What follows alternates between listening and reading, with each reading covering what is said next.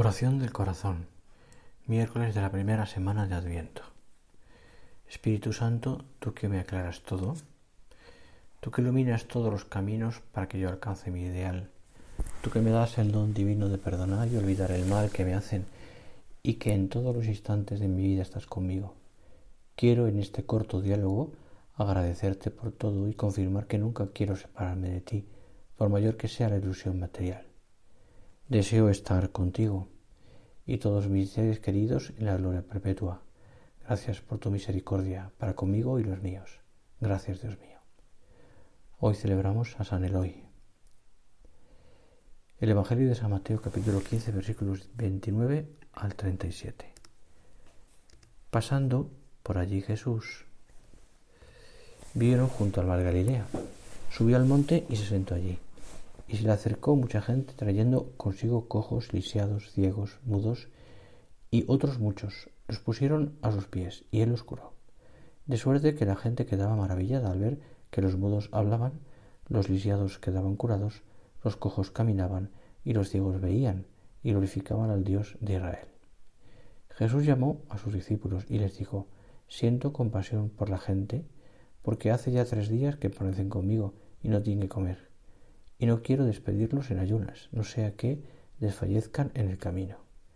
Le dicen los discípulos: ¿cómo hacernos un desierto con pan suficiente para saciar a una multitud tan grande? Y le dice Jesús: ¿cuántos panes tenéis? Ellos dijeron 7 y unos pocos pececillos. Él mandó a la gente a acomodarse en el suelo.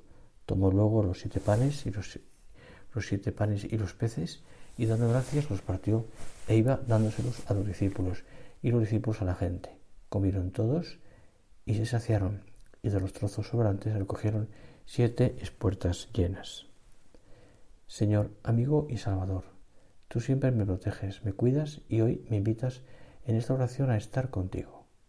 Me amas tanto que quieres hablar conmigo y transformar mi corazón. Gracias por tu misericordia. Sabes cuánto necesito de tu gracia y de tu presencia en mi consuelo. Jesús, dame una inquebrantable confianza en tu amor incondicional.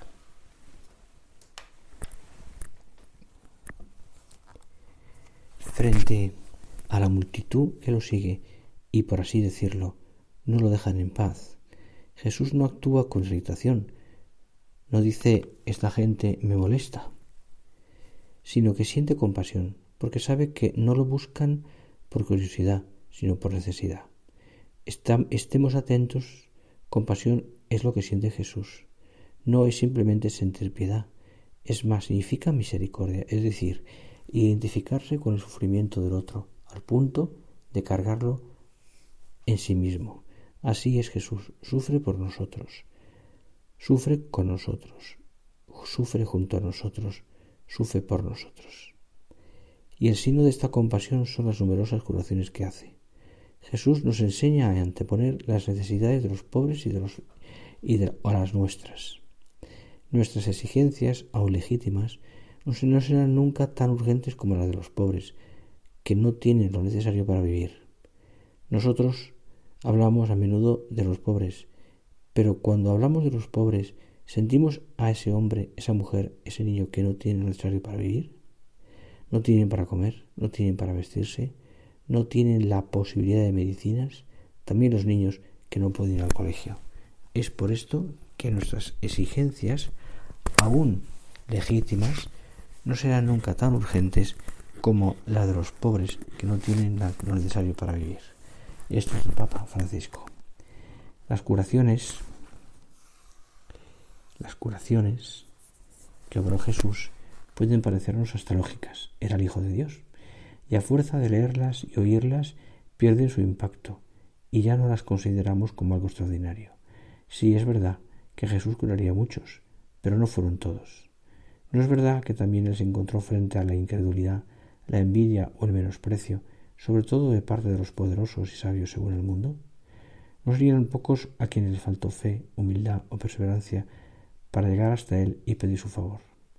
Existen organizaciones que han tomado la responsabilidad de llevar enfermos a Lourdes o de organizar peregrinaciones en atención a necesidades de toda índole. Son obras encomiables, por el sacrificio de tantos voluntarios y por los bienes que de ahí se obtienen para enfermos y sanos.